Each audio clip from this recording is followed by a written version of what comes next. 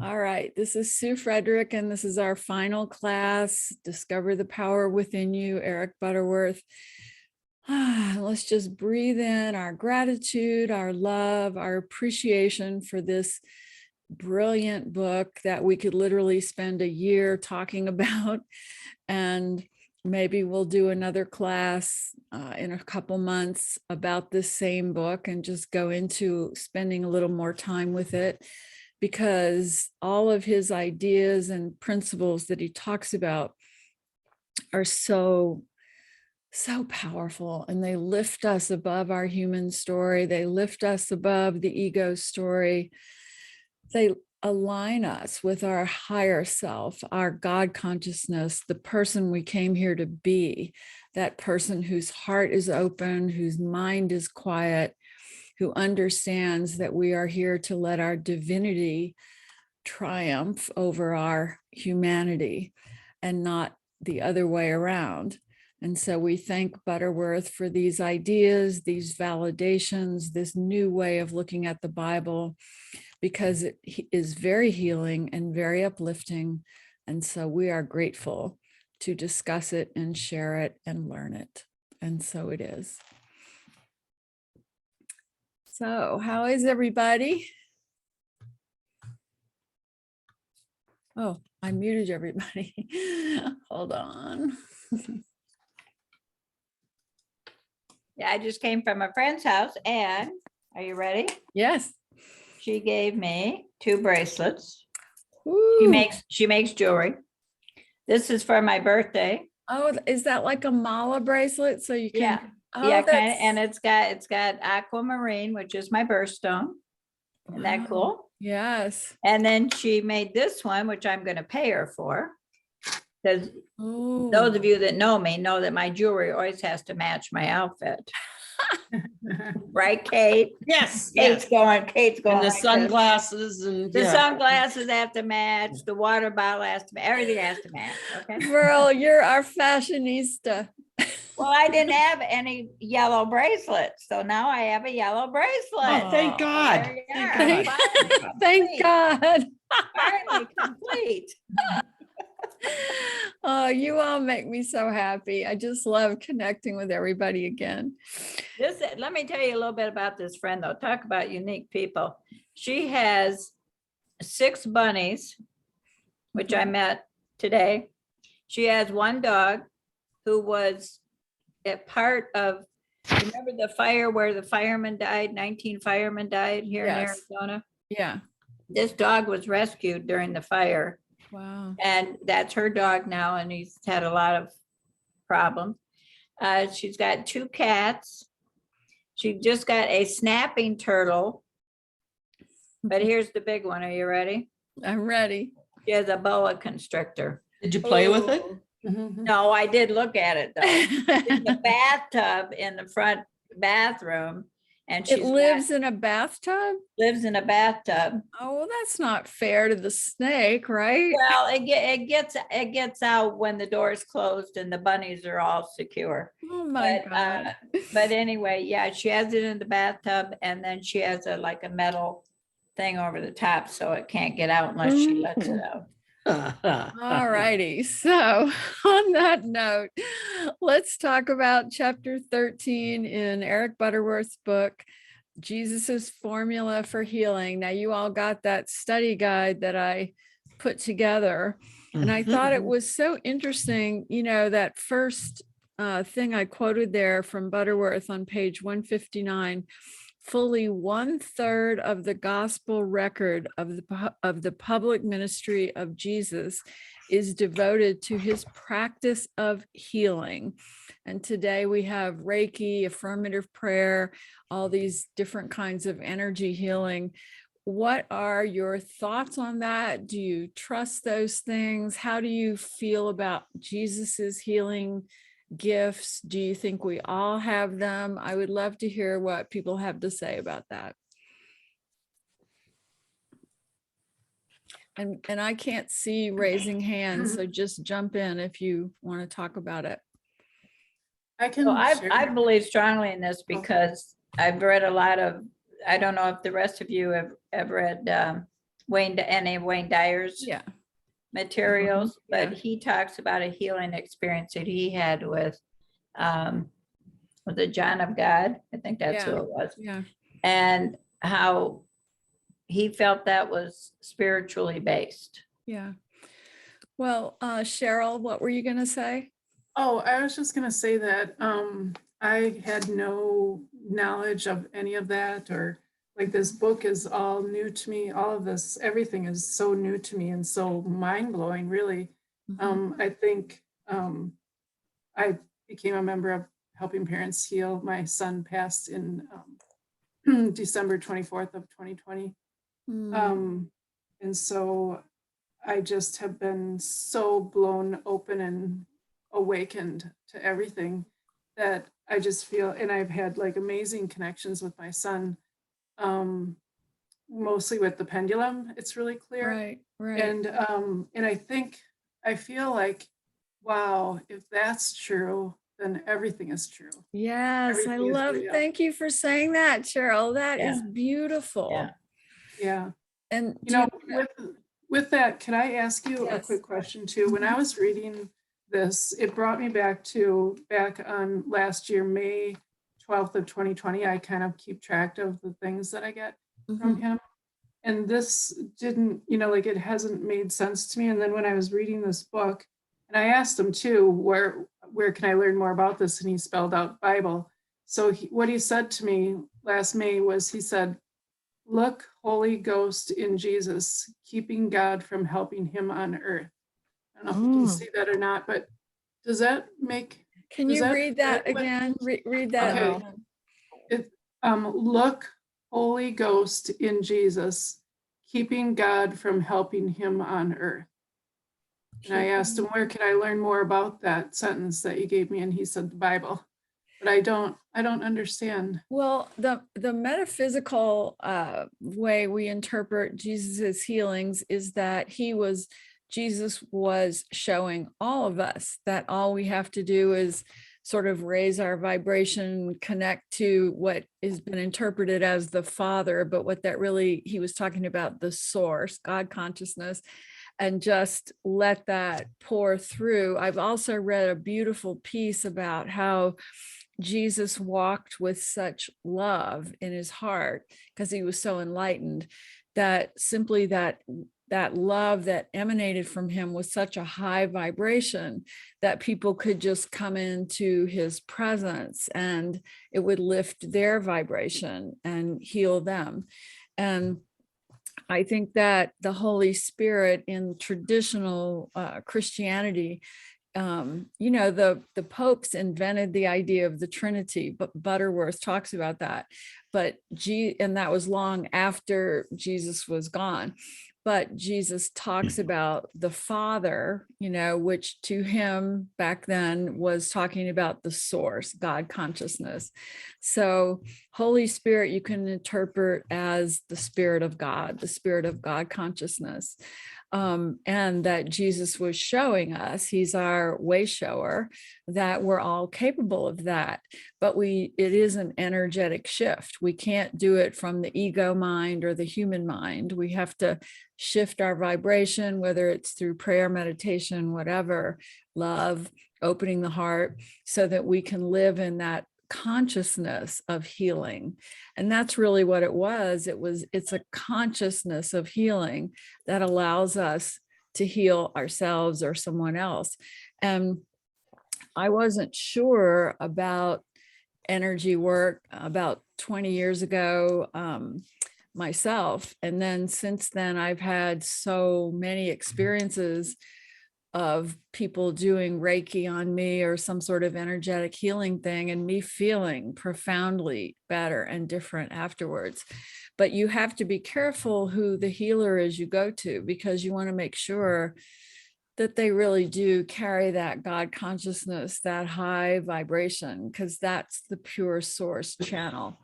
And there's a woman here in Phoenix named Deborah Martin who just blows my mind. And she really works from that God consciousness. And I had a profound healing session from her in September. And so did my husband, Gene. And I do believe when she's ready to do a session, she goes into that amazing God vibration.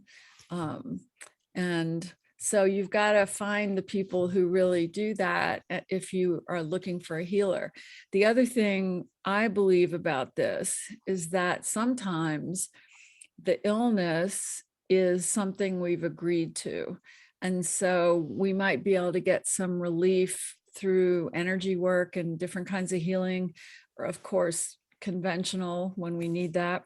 But there are some things I believe our soul agrees to experience for purposes of soul growth.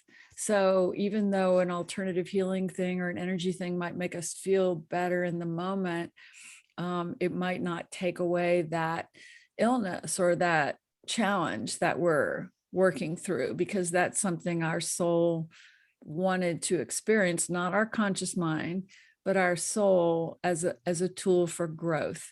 And I don't have any judgment about that. Like some people say, well, we don't need to grow through sickness. Well, who cares? Whatever helps us grow, it's something we've signed up for and agreed to. And so I don't have any judgment about if a person decides to go through a hard illness, because I know they're learning and growing in the ways that their soul wants to and needs to. What are your thoughts on all that? That makes a lot of sense, actually. How did your son cross, Cheryl? He was in a car accident. Actually a kid that was, Isaac spun out a little bit on some ice and he got out of his car. He was fine. People were going around him. And then there was a kid that was on drugs and slammed into him. And he was instantly, died instantly. And it was on Christmas Eve morning. So that was really hard. So I think I know this story. Have I talked to you about this before, Cheryl? Have I done a session No. with you? No? No, I haven't. Well, my heart is with you. I'm just wrapping you in love right now. And I don't know if you know Verl's story, but you guys should talk at some point. Not right now, but Verl lost her son many, many years ago. And Gail, Gail lost her son as well. So you have a lot of kindred souls here that would love to just hug on you and love on you. Thank And you. how Thank are you. you doing now? I'm doing good. Helping parents heal has been a huge blessing, and I've gotten so much, learning that there's signs, and I've gotten so much from Isaac, and he tries to make me laugh all the time. So I feel like I'm doing really pretty good because of all of that. Yeah. It's just painful. And I knew instantly that there was something to this because it actually happened to be 5:30 in the morning, which is an odd time for someone to be driving down the road high on drugs. And the kid that, and I happened to be at that exact same time texting someone that Isaac knew because we were supposed to connect. And I couldn't believe it when the police told us that it happened at 5:30 a.m. and I was texting this person that I've never talked to, maybe once in the last year, at the same exact time. So that right there, I was like, oh my gosh. Yeah. So then it, just one thing after another. Well, once you step into the world of what I call wearing your divine lens, seeing life from the soul's perspective, you suddenly begin to realize there are no coincidences, there are no random acts. Everything is driven by this spirit consciousness, this God consciousness, this awareness, soul agreements, and, soul missions. And I always tell people, once you start opening up to that, you can never go back. Like, you might think you're not going to believe in it, but now that you've opened that door inside yourself, that door will just keep opening wider and wider. Right, Gail? Yeah. I remember saying, once you're awake, you can't go back to sleep. That's right. That's a good way to say it. Yeah. So Cheryl, are you in Phoenix? Where do you live? No, I live in Wisconsin. Oh, But I'm gonna come to the conference. Oh, So good. in August. I'll hug excited on about you. that. well, Kate and I we didn't get tickets, but we're planning on going up and standing by the door until somebody doesn't show up. We're So gonna, that we tell can them that get we're Sue Frederick's assistants. Yeah, Well, that's what we I'll, said. I'll go see if I can sneak you in. Yeah, that definitely helps. All of this helps. And it makes you want to learn as Right. much as you Yes. can learn. So Yeah. I'm so excited about this book. I think I probably outlined probably most of it. Yeah. I just me feel like I too. want to read it all Me again. too. Oh, that's so Yeah. good, Cheryl.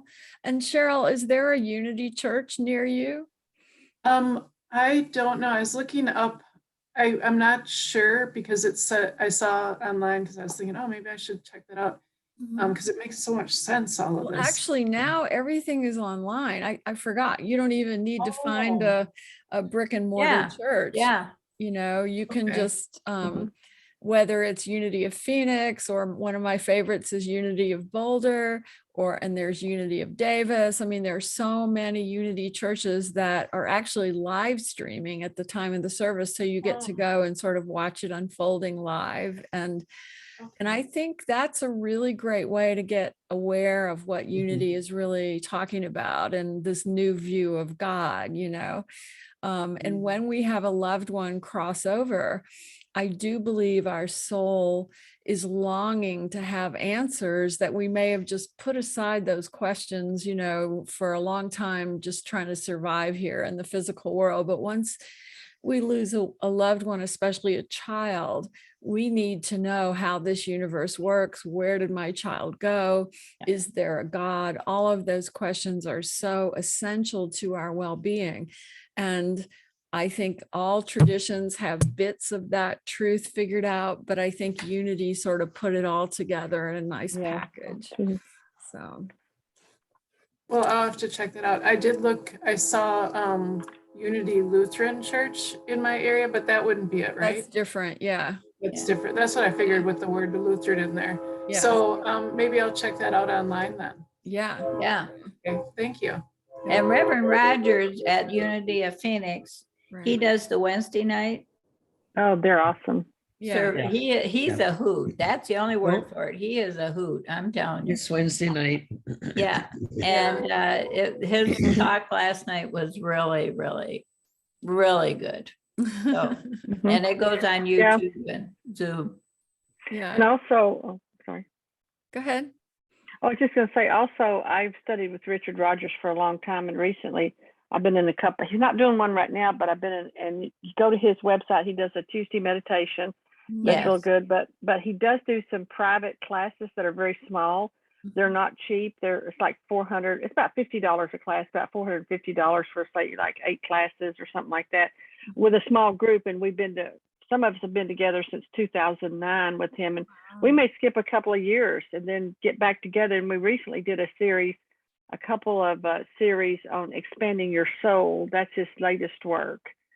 And those are well worth the money. I'm a financial planner, and I tell people, invest in yourself. And I took a 10-month thing from him in 2009 that was like $3,000.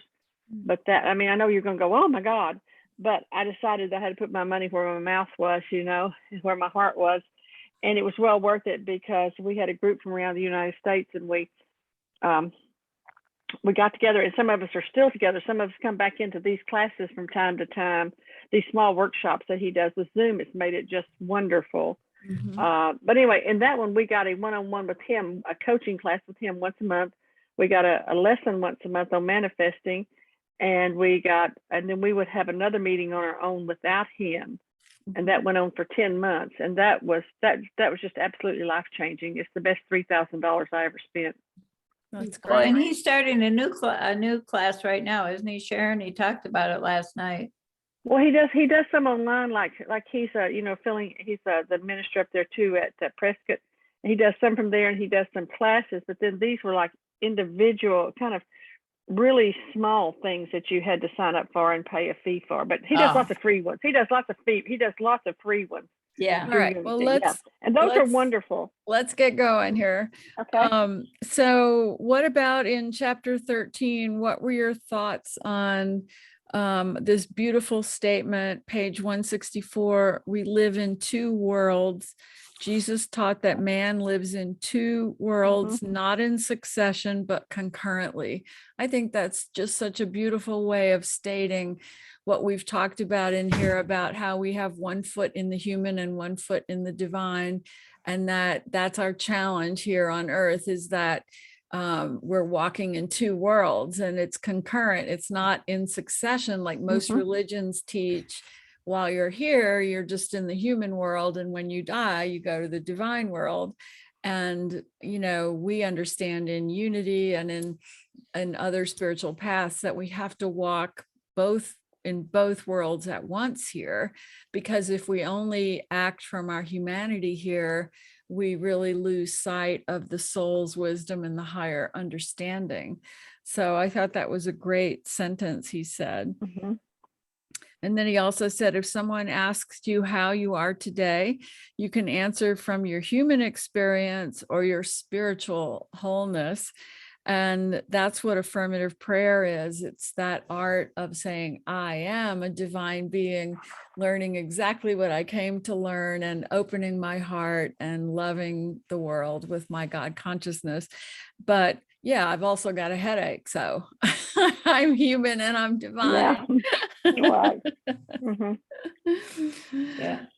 So also, you guys, if you're interested, you should go read. There's research that's been done, and I know Unity people are aware of it.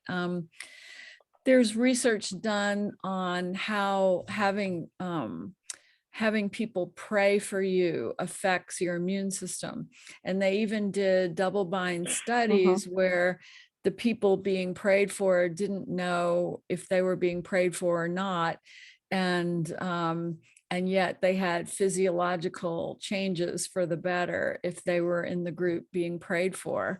And I'm trying to remember the man who wrote that study and who wrote books about it. Do you guys remember his name? I've even met him and heard him speak, but now I can't think of his name. But it's beautiful to see that research, because that validates everything we're talking about energy and Reiki and all of that. If our energy affects this world, then it affects everything we put our attention to, whether positive or negative. So, all right, so let's move on to chapter 14, the miracles of abundance. Charles Fillmore says, God is the source of a mighty stream of substance, and you are a tributary of that stream. What are your thoughts on abundance, prosperity? Do you feel that your cynicism sometimes gets in the way with that? Or like you were just talking, Sharon, about the consciousness of abundance and prosperity, that that you were able to sign up for that workshop knowing that it would come back to you in many ways. But how do the rest of you feel about that? But Sue, I did not quite have that faith when I signed up for it. I've been going at that time. Before that, Richard did some Saturday, one Saturday a month things at Unity workshops, and I kind of got that faith through that. And then I said, okay, you gotta step up and do this. And I found that sometimes, and one of the things I learned is that in order to manifest stuff, you have to take a stand, and then you make a declaration, and then you step back and you let the universe organize around you and what you've declared, what your intention is. And also that we do not need to control the specifics. Like that was a big learning for me in the prosperity. Like we want to just say, hey, I want to attract this amount of money, blah, blah, blah. It's better, I believe, to say, I am trusting in the divine abundance of this universe to bring my life ease and grace financially, and to supply Jean and I with all the blessings, physical, monetary blessings that we need, and kind of let the universe put it into place in the way that it's best, because some people get so attached to that one way that they want it to happen that they kind of go crazy. Sue, I have a thought. I've heard in the divine realms that we manifest our own reality. Mhm. And if here our thoughts are made of energy and energy creates reality, in a way we can create our own, manifest our own realities, like through the law of attraction, by Right. the thoughts that we put out, that's what's going to come back to us. Yeah, exactly Yeah. true. Does that make sense? Yeah. Yes, and I do believe that, but I also believe there's another complicated level to it. And we like to always keep things simple here and believe it's all simple, but I do No, it's think not. that we manifest with our energy and our thoughts and our feelings. However, before the lifetime begins, I do believe we create a life plan for our soul's growth. And I do believe that we make soul agreements with people in our life to push each other to grow and to help each other grow. And so there's this interaction at play here. So for an example for me is when Paul died from cancer and I was 29, I am quite sure that he and I did not create that. We didn't manifest that. But I'm quite sure that I agreed to go through that with him before the lifetime to help us both evolve. And yet my energy and his determined how we went through that and how Mhm. I went through it after he was gone. That's where And the free will comes in, that right, humans, yeah, right, yeah. right. There's a plan, but it has to work its way out through the free will of the humanity part of you. Right. And so Yeah. I do think we can even change some events that we may have. In other words, if we are learning what we came to learn in our life plan, then I think we can then opt out of some challenges we had set up for ourselves in the future, because our soul has already learned what that lesson was that we had put into that program. Gene and I talk about this a lot because he was diagnosed in 2019 with 2018 with very aggressive cancer, just like Paul was, Oh, and no. but okay, don't say oh no. So what happened no. was with Paul, he instantly went right into that suffering and he was gone in a year. And with Gene, he and I kept asking God and in our prayers going, what is the lesson of this? Please tell us the lesson so we can avoid the hard, all of the other stuff. And I think we sort of got to that. We figured that out. And he is doing so good. I mean, it's a miracle that he's alive and he's doing so great. And I'm really blown away by it. And I do think that it's because we went into the lesson with more awareness and more knowing that if we could just master what the lesson is, we wouldn't have to walk that journey. And still, he will probably die of that cancer, but we've changed the script for now, I believe. That's wonderful. That's beautiful. Yeah. Yep. So what are your thoughts on all that, everybody? Well, is there something, do you think that there's sometimes gifts in that? Mhm. You know what I mean? That there's Yeah. gifts that come in all these.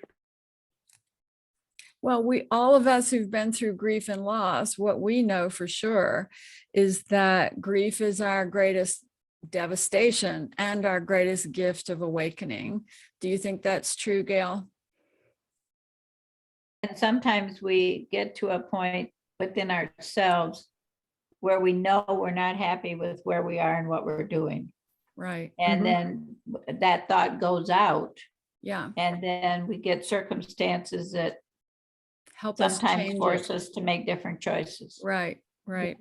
You Agreed. know, Well, and we don't maybe consciously say, oh, I want my son to die so I can understand that, no. I'm not happy and I need to do what I need to do to be a better person for me.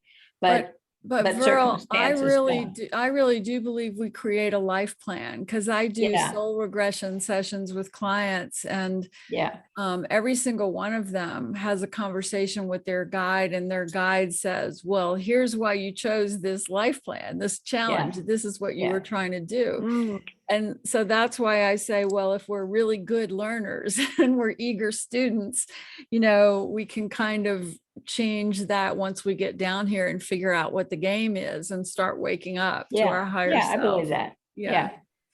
Yeah. Mhm. And it's to me very sad. And Cheryl, I know you relate to this and Gail, when we lose one of our children Oh. as the Mhm. impetus for us to learn our lessons. Well, here's the thing. I believe that because you all agreed to that experience before the lifetime to lose your Right. child, it's a statement that you are extremely highly evolved old souls, because you wouldn't take that one on, Gail. You wouldn't take that one on unless you were already been through so much learning and so much growth. And this was a final agreement that you agreed to not only help your own soul evolve, but to wake up your whole family, your extended family, and the consciousness of the family. So I always tell people, people come to me at Helping Parents Heal, and because I'm one of the speakers, and they'll say, have you lost a child as well? And I'll say, no, because I think my soul knew that I could not rise above that it wasn't as strong as all of you.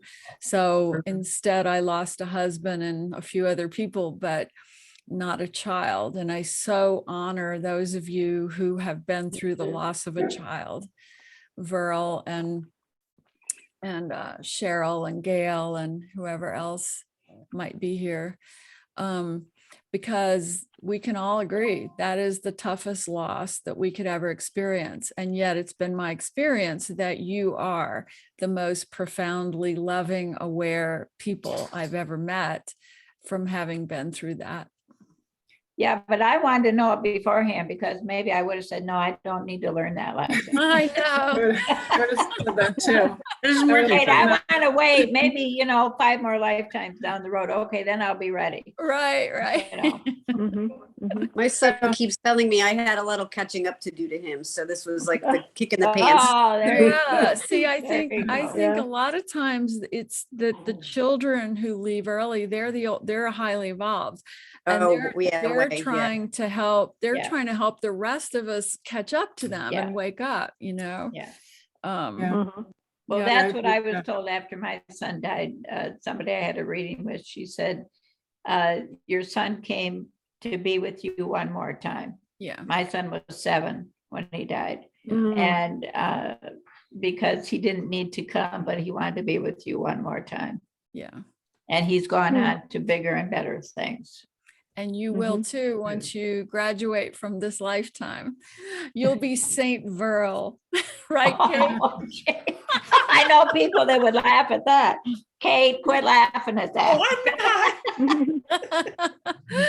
We'll all be praying novenas to Saint Verl, patron saint of Kate. Yeah. What should she be the patron saint of? Bad. Lots. Fashion. There you go. There you go, Gail. Yep. Because everything matches. Hey, Sue, I just wanted to talk about too, like the lens that we see when our loved ones, whether it's a sibling, a cousin, your parents, when we have a loved one that's diagnosed with a serious illness, like a type of cancer or dementia, it's the difference it makes when you use the, what kind of lens are you going to use to see that through? Because everybody always wants to say, well, why my loved one? Right. Well, Lisa, the thing about it is, and I think you and I have talked about this a lot, we can't simply live in the divine. We can't live constantly in the divine lens, because we agreed to come here as human beings. And that means we agreed to have this dense, heavy energy in the earthly realm and to be a part of it. And that carries with it the ego, which focuses only on this physical world and its limitations.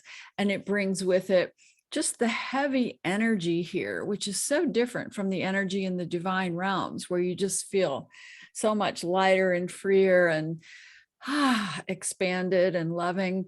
But here, you know, it's just like there's this weight of the gravity here. And so we come in and we face a challenge like you, Lisa, going through your parents' illnesses. Of course, you're going to have times where all you see is the hard stuff in front of you physically. And that's totally normal. We're human. But as long as at least once or twice a day, you have a prayer or meditation practice and you can shift into that soul's view, you know, that becomes such a respite for you then, such a place you can go to get your perspective right again. And whether some people exercise, and I like to write, and the things we do like that, you know, they kind of lift us above the story and put us back in that higher consciousness place. So Lisa, my heart is so open to you and your experience and what you're in the middle of right now, caring for your mother, and how devoted you are to that with her, and how hard it is, especially after you've just gone through it with your dad. So we know you're a wise old master soul 11. And we also know that if you can come up for air and see it through your soul's lens, maybe 5 minutes a day, you're doing great. Right. Absolutely. Absolutely. Thank you. Sue, I have a question, and I guess a couple of comments. So I'm coming from a background of, I was raised in a very fundamentalist tradition.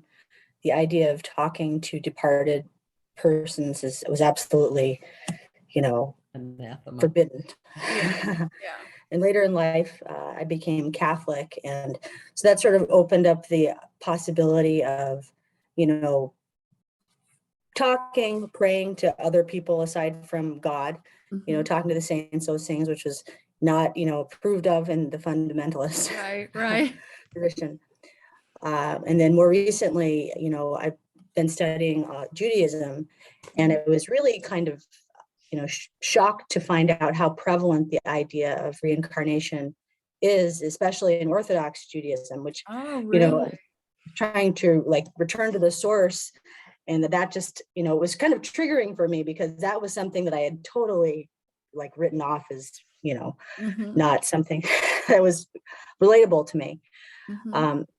But with that context, I just wondered, when you are, getting feedback from loved ones and are able to kind of communicate with them, is the belief that they are at the point of having transcended the whole like cycle of needing to come back when they can talk to you? Let me talk about that, because I've been training coaches to do this work for 20 years. Lisa's one of my trained coaches. And the process of connecting to the departed loved ones, I believe, and I do this every day for my own clients, where I sit down and I do prayer and meditation to raise my vibration. And I call them in only with love, only from the highest open-hearted energy do I call them in, because I've made it clear to my guides and to all the spirits there that I am not interested in lost souls or lower vibrational entities, that I only work from the higher realms of pure love. Because to be realistic, you do know, and I know from studying in these other realms, that there are some lost souls in lower astral realms, and you just don't want to mess with any of that. And so that's why love lifts you above all of that. So you call out with love. And Cheryl, this is for you too. You call out to your son with pure love. Try to stay away from all the sadness and the grief when you're communicating with your loved one, because that higher vibration of love, and the way I say it, Cheryl, is think of a very happy memory with your son, not like the last day or when he was suffering, really think of a happy memory of who he was when he was here on earth. And that raises your vibration to connect to him and his highest soul. And so, no, the souls are there, and they may decide to come back and have another lifetime here. And they may decide to work from the divine realms and help humanity from there. It's up to them. Every soul decides that. Nobody else decides that for us, Gwen. We decide that because once we leave the body, we have a soul review where our higher consciousness and our spirit guides help us look at this lifetime in a very objective, loving way. And we see, oh, I could have done that better. Oh, I was trying to learn this and I resisted that too much. And oh, look at that negative pattern in me that I didn't change it. I didn't make it better. And all of that feedback, then we go into the divine realms and study, and we meet with the highest souls and study with them. And then our soul decides, well, do you think if you go back, you could turn all that around finally once and for all and really push it to your highest evolution? Or do you want to try to do that from up here? For me, please, I'm going to write a secret note and take it with me that says, staying up there to keep learning. Me too. Give me a job Oh. up there.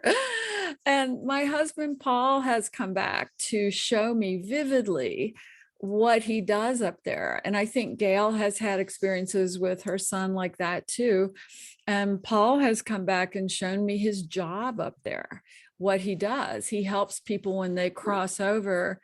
He is one of the people who helps them process their soul review. And that is such a perfect job for Paul. He was just like that. He was that guy. So yeah. And, so that's how it works. There's no dogma that controls it. There's no overriding force that says you have to go back or anything like that. It is our soul determining if we're learning and if we're helping humanity and ourselves evolve. We're all in this together. We are trying to evolve collective consciousness together because we're all connected. We're all part of each other. So if I grow and evolve and raise my consciousness and become more loving and aware, that's helping all of you and vice versa. So that's why we're willing to come back in and push here and just keep working on it, because it's all for one and one for all, really. Does that answer it, Gwen? I think so. So like if you were to try to connect with somebody, so for me, it's been like, once I accepted the whole kind of concept of the communion of saints, being comfortable talking to my grandmother who passed away when I was 13. And that's sort of followed me for, all of my life, really, decades now. Is it possible that if you were to call out to somebody and you didn't feel like they were responding to you, that they may be, taking on another life? Now I see what you're asking. Yeah, that was my first question when Paul died, because I had studied some Buddhism, and the Buddhists say don't reach out to your departeds because you'll hold them back. And now I know that's pure baloney. But I believed it at first. And it's funny because Paul kept showing up constantly. I wasn't calling out to him. I wasn't asking him to, and he was. And so then I'd get worried, and I'd even say, Paul, you need to move on. You need to move on. And now what I've learned is that the human mind thinks linearly. And the quantum physicists tell us, no, time is not linear. And when you cross over, you are in the time and space of quantum physics world, where it's all happening at once. I know that's not a good description of it, but it's not linear. So Paul has a job in the divine realms, and he can come and help us out here, and Paul a part of him may have incarnated again. But we can't grasp that with our linear minds. Our left brain minds think everything has to travel in this linear progression. And yet, when we're in spirit, we understand it in this huge different way of quantum physics, really, of time and space not being linear.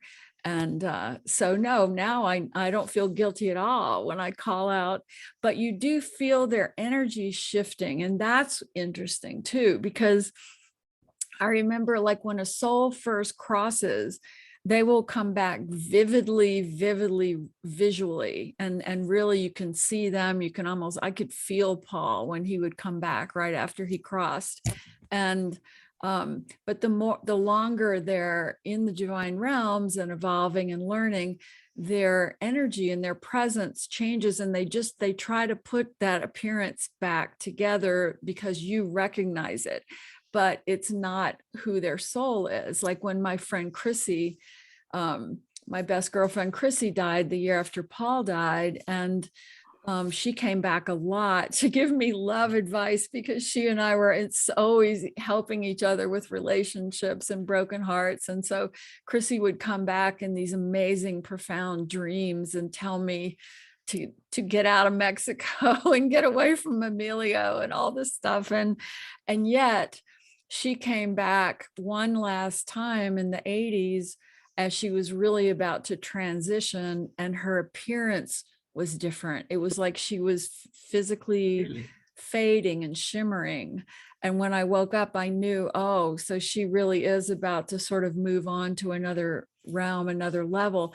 And now when she comes back, I hear her voice, I can feel her presence, but I don't see her in that same vivid way that I saw her when she had first crossed over. So does that make sense, Gwen?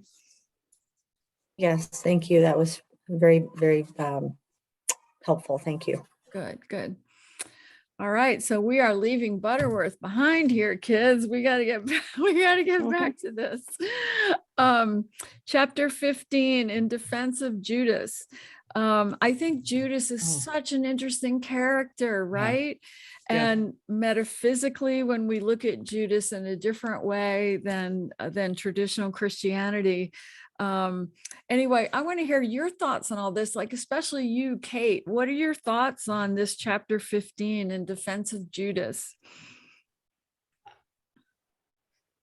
Well, it was incredibly, it was, I don't want to say new thought, but I guess in studying, I knew that he was part of the whole plan. It had to happen that way. It had to be that way, and he had to do what he had to do. Mm-hmm. But I really, really enjoyed this, but I can't go any deeper than that at this point. Mm-hmm. Somebody else tell me.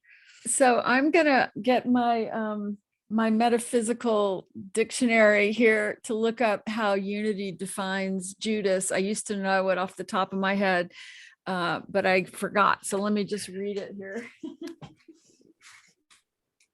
So you see this big book, you guys? You memorized that, right? Yeah, I had to memorize that in school. Well, actually, they tested me a lot. Like they would say, all right, describe the story of Abraham and blah, blah, blah, metaphysically. So you'd have to remember, like, what does Abraham represent? So let me look up Judas. Yeah. I'm 70. Give me a break, people. My memory for those things is not so good anymore. Don't get a break till you're 80. So Oh, yeah, don't right. get a break till Except you're 80. nobody is like you, Virl. Nobody's like you. Okay, Judas. So, boy, they have pages devoted to Judas. But okay, so at first it says, Judas represents the unredeemed life forces. He typifies that in humanity, which, though it has caught the higher vision of life, still resorts to underhanded methods in order to meet its obligations. Judas carried the money bag, and he betrayed Jesus for 30 pieces of silver. The first step in our redeeming the Judas faculty is to assume a fearless attitude of mind, affirming our unity with the spirit of purity. So that it goes on and on. But I kind of think maybe I have a little disagreement with this. I think maybe Judas represents the person who agrees to our soul agreement, our life plan to cause us pain in order to help us grow. That's my particular, like if I look back at, for example, my mother who never liked me, much less loved me. And, you know, and I see her now as this catalyst in my life for pushing me to figure out a different way to understand love, to figure out a different way of understanding spirituality, to understand that she is a child in so many ways, and that it's my job to love on her and help her grow. And so my mom, I could say, was my Judas, and yet I love on her. And when you think about Jesus in the story, you know, what are those words Jesus says to Judas? I mean, he's not angry at him at all. I wish I had that passage. Do what you need to do. There you Do what are. you need to Say do. that again, Kate. Say that again. Well, he told him, he said, go and do what you need to do. Right. Right. And Judas was looking at everything from a different perspective. I mean, Right. he was trying to follow along. He knew this needed to happen. Yeah. And then the suicidal part for him later, I mean, it just, to me, it's amazing. I But he know. had to fulfill that. He needed to do that. So you can look at the people in your life who have perhaps hurt you, and you can say, you know, before this lifetime began, we agreed to do this to each other to help each other grow and learn. And there was a quote in last week's Butterworth discussion where it said, the person who you think is your enemy is not your enemy. It's your reaction to that person, or something like that. Do you remember that quote? So in other words, we don't have enemies. We don't have betrayals. We have people fulfilling pieces of our soul agreement to help us grow, breaking our heart or whatever it is, so that we will grow. Thoughts on that, you all? Some advice I had gotten right after Jake from a very dear spiritual friend of mine. I remember her saying this to me, and it made sense after she said it. She said, sometimes the biggest, and she used a curse, a-holes in our lives are our best, are our biggest teachers. Oh, yeah. Like we learn the most from the people that cause us the most discomfort. Yeah. And it like, I never thought of it that way, but what you're saying makes sense. But I would also add to that again, we are human and we are divine. So we have to forgive ourselves when we find ourselves just having angry thoughts about that person, you know, or something. So for example, even with me, my mother is 95 or 96. And every time I call her and we talk on the phone, her comments are about my hair. I'm serious. She is so focused on the physical and on her That's that age, though. What? My mother was the same. That's that age. Hey, you and I, we're sisters, girl, you and me. So I have to wait for my mom to get through the first 5 minutes of the conversation where, have you cut your hair yet, Sue? When are you going to grow up and cut your hair? And I just have to let all that go and like, okay. And then finally, Mom, how are you doing? You know? And so, but I'm 70, I have to say, and I still fall into that place of like, why can't she see me for who I am? Why can't she get over physical appearance, you know? And then I have to remind myself, no, you agreed to this. You set this up for yourself, Sue, and she's still here in the physical realm, which means you still got to love on her. You still got to forgive her. And that is my intense relationship right there. Any thoughts on your intense relation, Judas, your Judases in your life? I have a sister that's a prime example of Judas, no kidding. Really? Yeah, she just, she's 6 years older than I am. And she wanted to be the baby. And I was a total accident. My mother was 39 when I was born, which was unheard of in those days, that a Wow. woman at 39 would have a baby, Mhm. And my mother tried to get rid of me. I think I've shared that with you, that she didn't want to be pregnant. She and my father didn't have a good marriage. And when she found out she was pregnant, she told me all this, that she was very upset. But my sister has just always been, I've never been the right person, because my mother ended up loving me the most, Of course. Yeah. Yeah. And she freely admitted that, I tried to get rid of you, but I'm so glad that it didn't Oh, happen. God Virl, didn't honey, let it she didn't happen. have a chance getting rid of your spirit. Yeah. But anyway, and so she, and my mother and I just, we still have a great communication. But my sister, Kate, will tell you, I have to call my friends after I talk to my sister and Yeah. say, help me. Right. Because And it's just so negative, yeah. and we but shared a that- bedroom. Yeah. This is an example, and it says it all. We had a door, and then here was the bedroom, and she didn't like the way I kept my half of the bedroom. She is a very meticulous, super, very, everything's got to be perfect. Everything's got to be in the right place. Everything's got to be sparkling clean, the whole bit.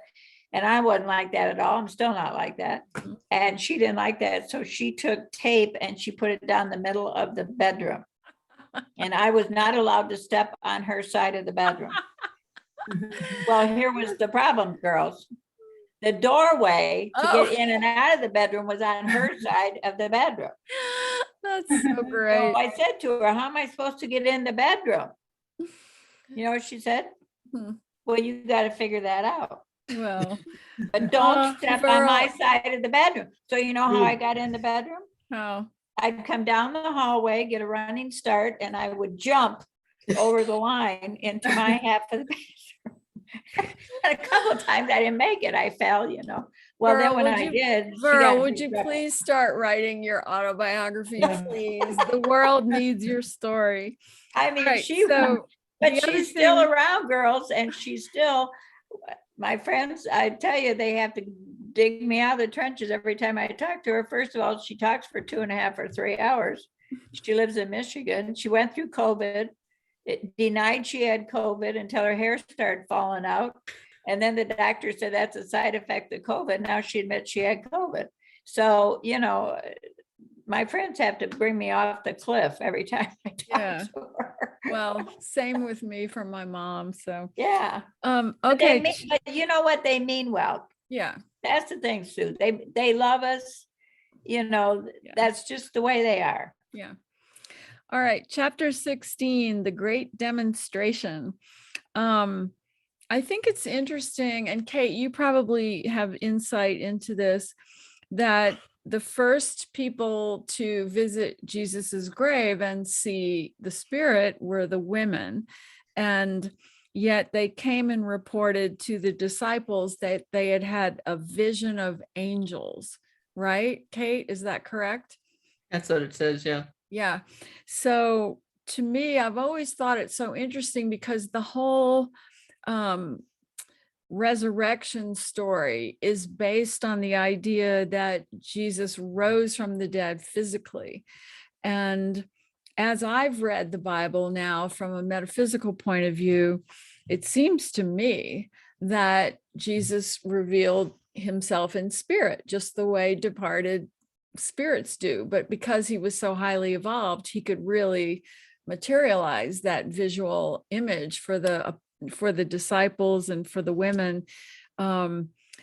And originally, when the Bible, what in Jesus's words, the Bible wasn't written for, what is it, 600 years after Jesus died. And by then stories had changed and changed and changed. But originally, it is very possible that these women came back and said, we saw Jesus' spirit. We saw him in spirit. And all of that eventually just got turned into, and then Jesus appeared to other people in spirit. And just like us seeing our departed loved ones, he had messages for them. And that became important to fundamental Christianity and Catholicism, to turn that into that Jesus appeared in full physical form. What are your thoughts about that? I'll talk on that one. I am so glad that you said that, because that was the main question I had that I wanted to ask tonight. So you just said, you answered exactly what, because I just, like I have, how could that be? It makes more sense about the spirit and seeing spirit, but then everything gets changed. I mean, we all have, the whole telephone thing, that game, it changes so much. So yeah, 600 years is a long time, and a lot of people. So that makes total sense, and that I'm really glad that you said that. So thank you. And also, when we pray, I mean, when I was a child, Catholic, I saw Mary in my bedroom when I was praying to her, and I even saw Jesus in when I would ever be in the cathedral in downtown New Orleans, and it was such a beautiful sacred space. I would see Jesus's face. So I think many of us have had experiences growing up of seeing the spirit of these powerful beings on the other side.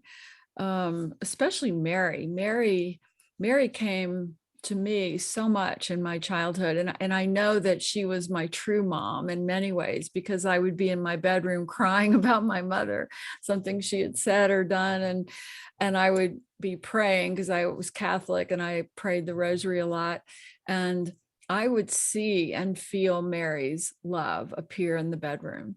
Now, nowadays, if I reported that as a kid, they would have drugged me up on medication and told me I had ADHD or I was schizophrenic. But back then, it got me through my childhood. What are your thoughts on that?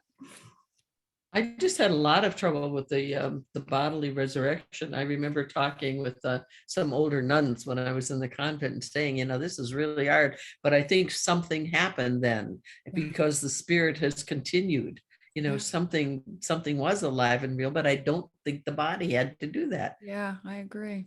I had a lot of trouble, of course, but yeah, that's the way I believe. Well, I believe it was the no wonder spirit. you ended up leaving the convent, Kate. Yeah, I just you were too radical for them. But I think it's such a good thing to think about, and why do we have to create these stories and dogmas like religions do, and what's so interesting to me, the more I learn, is that there are so many dogmatic beliefs, whether it's Judaism, Catholicism, fundamental Christianity, all these things that tell us a story that make us afraid of whatever God is, that we have to obey or be obedient. And even in Hinduism, which I spent a lot of time with, they talked about karma in a kind of punishing way. Like, oh, well, the reason you got that illness is karma for something you've done. And it's only finally understanding metaphysics and unity that I feel like I've found an approach that doesn't have this punishing element to it, and doesn't have this idea that we are being judged somehow, sometime, somewhere. And it feels so true, and it resonates so much that it's simply our soul's journey to merge with God consciousness. And so we are only judging ourselves. And we love everybody in the divine realms, and we want to keep up with them and in their evolutionary growth. We want to be a part of all that. So we push ourselves to grow. And, you know, that makes sense to me. That feels empowering. And that helps me look at the lessons when they come to me and go, well, I must have ordered this one up for some reason. If I can just learn what that lesson is, maybe I don't have to go through the hard parts, the suffering of it. Yeah. And chapter 17, do you think Jesus taught reincarnation? On page 216, it says, the blind, the lame, the unfortunates we find along life's way could conceivably be farther along the way of spiritual unfoldment than their more fortunate brothers. What do you all think about that? Totally agree with that. That the ones that come in with the greatest physical challenges are really the biggest teachers for the ones around them. I agree. And they choose those bodies because the lessons that they're going to teach about compassion or any, you know, to the family members or the people they're going to come in contact with when they're here. So I think it takes a really highly evolved, I agree. loving, beautiful soul to choose a body that's disabled or mentally challenged or physically challenged, or Totally they're agree. special. Yeah. I just worked with a mom from Helping Parents Heal who her child was injured in childbirth by the doctor, and so was complete cerebral palsy, disabled his whole life. But oh my God, what a remarkable being. He learned how to communicate without, you know, he couldn't speak, but he could communicate. I think it was, he could touch a computer or something, and he and his mom had pure communication and conversations, and she fought for him to get good medical care for as long as he was alive. And he was an amazing soul, like always loving, always kind, no matter what he was going through. And as she tells me the story, she even says, you know, he was the old soul. I was learning from him every moment of every day. And that just feels so right and so true. I had a student exactly like that. He had several things. He had a lot of medical problems, and they knew when she was pregnant that there were going to be issues. Mhm. And she said, but I've always been Pollyanna, so I assumed that we could cope with whatever, Mhm. you know, we received. And they lived up in the Greyhawk area, the dad, well, they're wealthy. They're very wealthy people. And yet she said, doesn't matter how much money you have, if you have a child that has needs. Yeah. But she was, so the lessons that she learned from this child were absolutely amazing. And she used to share a lot with me about, you know, what she was learning through him and what they were doing to try to help him. And he had an older brother, and they made it very clear to the older brother that his job in life was to take care of his younger brother if something happened to the parents, which I always had conflicting feelings about that. Yeah. But the brother agreed to it, you know, and he was just really neat kid. Didn't talk, but he communicated. Didn't talk, but you knew what he was thinking. You knew what he wanted, just the way he acted. If you paid attention to him, you were communicating. So I had an editor at St. Martin's Press. She's an amazing person, and maybe I shouldn't say her name because she's pretty well known in the publishing world, but she told me her story that is just profound. Like, she is brilliant. She had always been the top of her class and got an advanced graduate degree, really lived in her head. Like, when you talk to her, you just feel how smart she is, you know, and really brilliant. And her husband was the same way. And they got married and she got pregnant, and the thing she wished for was, she said all that mattered was that he would be really smart and get to go to a really good college and everything. And of course, he was born mentally disabled. I'm not sure the correct way to say that anymore.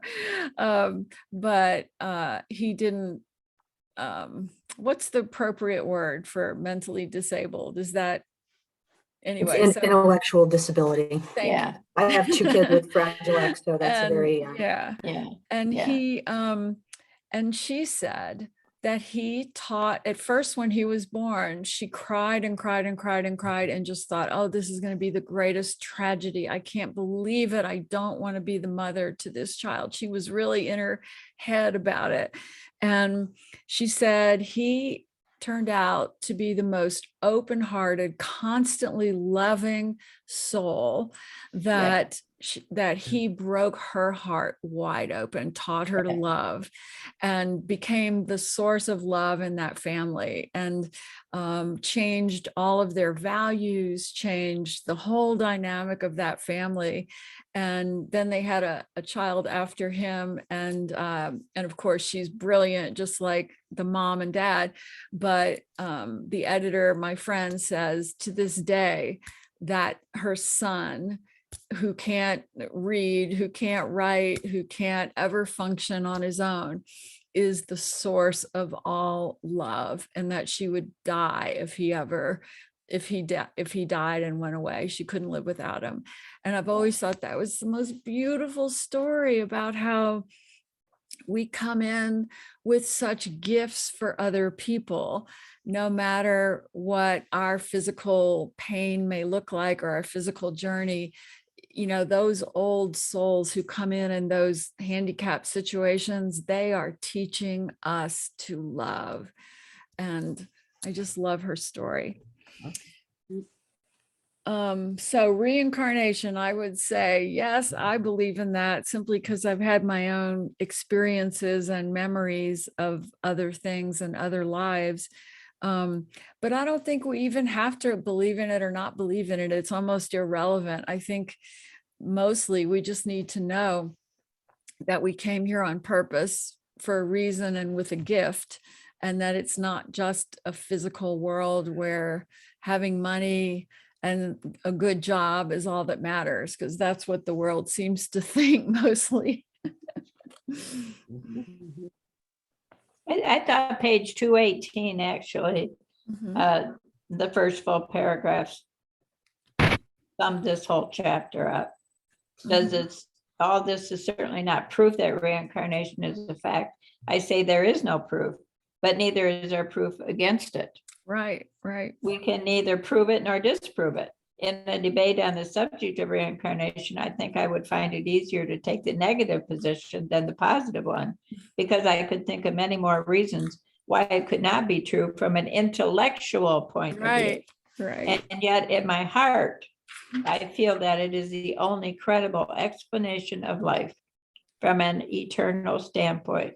Mhm. Jesus very definitely taught the divinity of man. Man is divine and must ultimately unfold his potential and achieve the fulfillment of the Christ. Beautiful. Yeah, I Agreed. thought that summed it up, right? Yeah, The whole. perfect, perfect. Yeah. And then chapter 18, when shall the kingdom come? Butterworth interprets, in John 16:33, I have overcome the world. Butterworth interprets this as, I've gone upstairs. I have found the higher regions of my own nature. And again, we have that beautiful quote, page 233, the great sin of mankind is not to know the divinity that lies unexpressed within every individual. So overcoming the world is a great phrase for shifting our view into the soul's view, the divine realm, the divine lens view of life.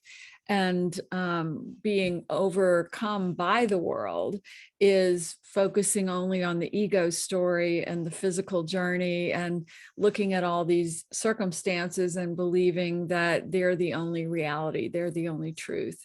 So we're all here to overcome the world as often as we can through our prayer, our meditation, our love, and then to forgive ourselves when the world overwhelms us and crawl back up into our divine view.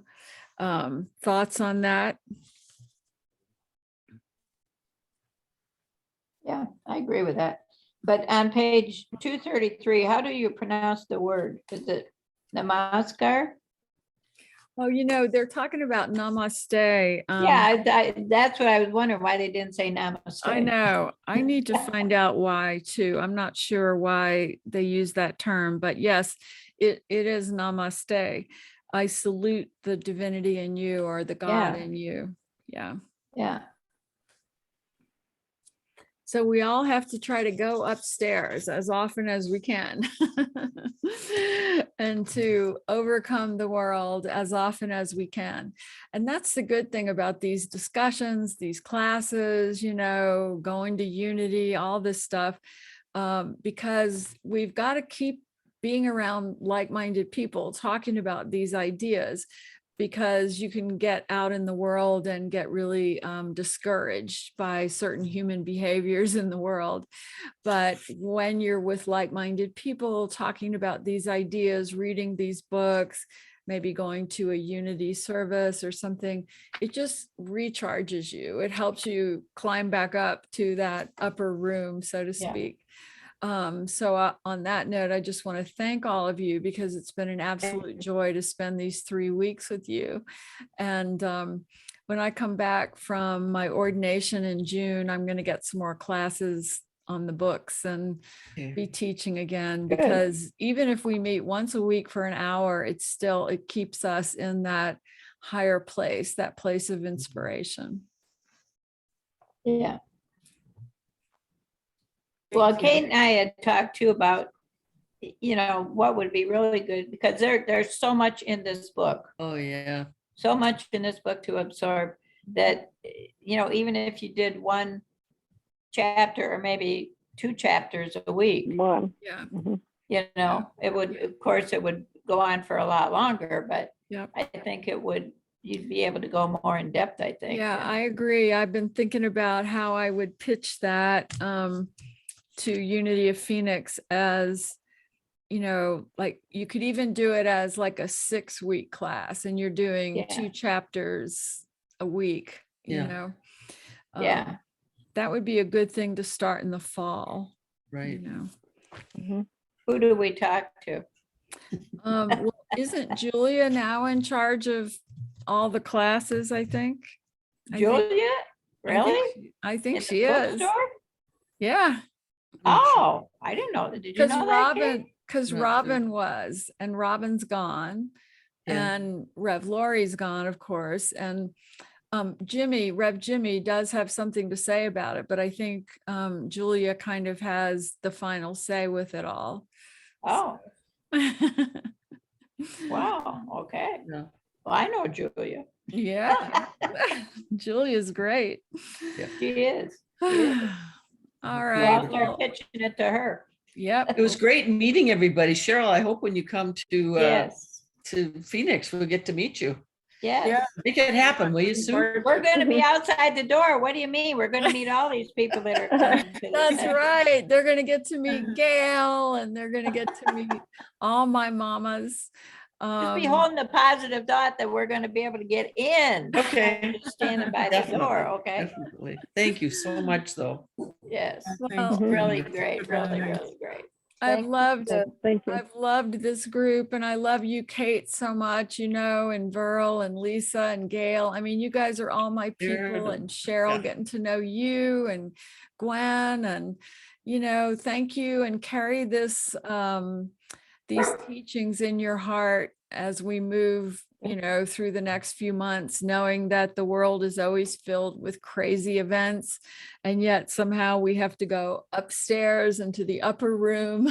We have to overcome the world with our divinity. And that great statement that we talked about last week that Butterworth says, that we've got to strive to have our divinity overpower our humanity. So on that note, love you all so much. So grateful for all of you. Thank you.